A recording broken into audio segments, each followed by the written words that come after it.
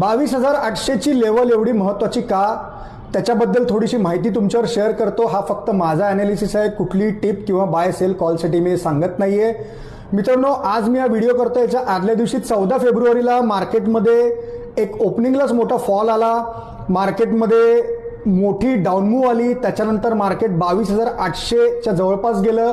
तिकडनं परत मार्केट खाली तुटलं आणि काही तासात 22,800च्या खाली गेलेलं मार्केट रिकवर झालं आणि 22,800 पासून पुन्हा वरती गेलं.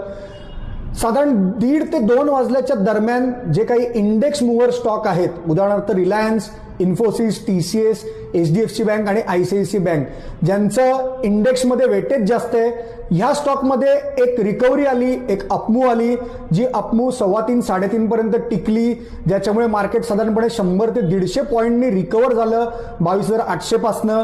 तर स्क्रीनवर बघा, ही 22,800ची लेवल का महत्त्वाची आहे चार्टमध्ये तुम्हाला दिसतंय.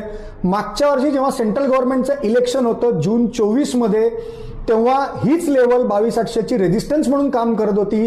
जवळपास 3 वेळा हा रेझिस्टन्स तोडण्याचा प्रयत्न झाला, पण मार्केटमध्ये फॉल आला आणि चौथ्या वेळी ही 22,800ची लेवल मार्केटने तोडली आणि मार्केट 26,000 पर्यंत गेलं. मला वैयक्तिक असं वाटतं की ही 22,800ची लेवल न्यूट्रल पॉईंट राहणार आहे. याच्यावरती बुलिश झोन राहील आणि याच्या खालती हाहाकार होऊ शकतो.